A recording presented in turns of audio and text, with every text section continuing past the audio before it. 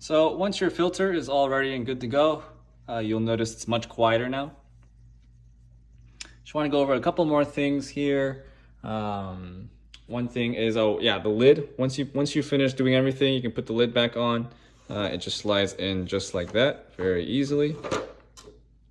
And then this light also, you can scoot this light up, you can scoot this light back. And then there's plastic piece that I showed you earlier in the first video. Basically, it just kind of rests just like that on the corner. Kind of hooks onto the edge of the glass over there. Just lean it down just like that. This is basically just to prevent the fish from jumping out. I've really had no issues at all right now since I have the lid. This is just to make sure that this extra space back here is covered by something, because you do need the space to get the filter in and a couple of the wires as well as the heater. One more thing I wanted to go over with you, a couple more things actually. One is the light. So this light is automatic. It is programmed to turn on at 11:30 a.m. and to turn off at 7:30 p.m. So at 7:30 p.m. it turns blue actually. So let me show you real quick. So it comes this shade of blue.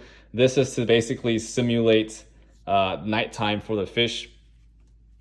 But if at any time, let's say it's 9 p.m. and somebody wants to see the fish or you're curious what they're doing, you can always just press this white button right here and the lights will turn on. And then press it one more time to turn it off. But it will not mess with the automatic settings. So automatic, so you won't have to worry about it. I have left some food up here. I feed them usually once a day. Try not to overfeed them, because the more you feed, the more stuff you have to wash. They'll poop more, and the filter will get clogged a little bit more as well. So like I said, maintaining this is very easy. It should take you no longer than 2 hours a month. But make sure you do water changes at least once a month. If it goes on for longer, the fish will tend to start to deteriorate, and it's just not healthy for them. Also, for these plants, these are live plants. If you want to trim them away, you can. Feel free to do so. It shouldn't hurt this particular plant at all.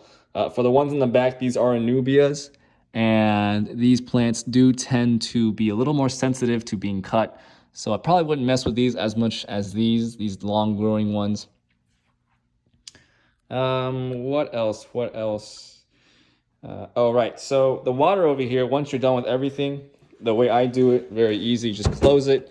And then you can basically take this and then drag it all the way to the front driveway, and then kind of just pour it out there into the street. It's just water with a bunch of stuff.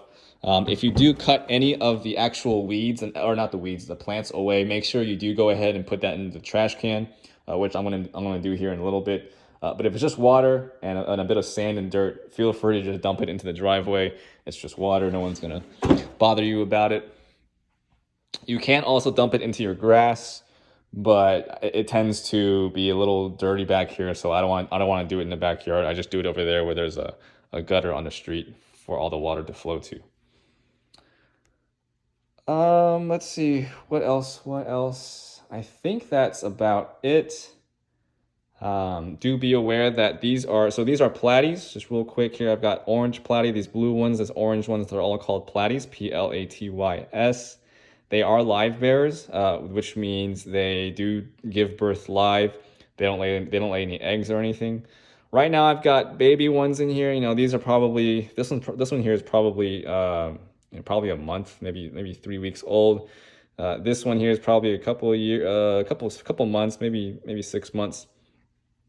But there is a chance that if you keep them in here long enough, you will eventually start getting more and more.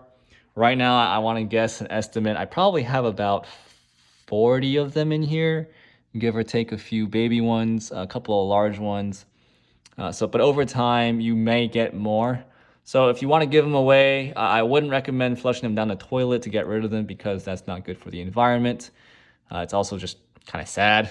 So I myself, I'm a pet person. I like to take care of animals and fish.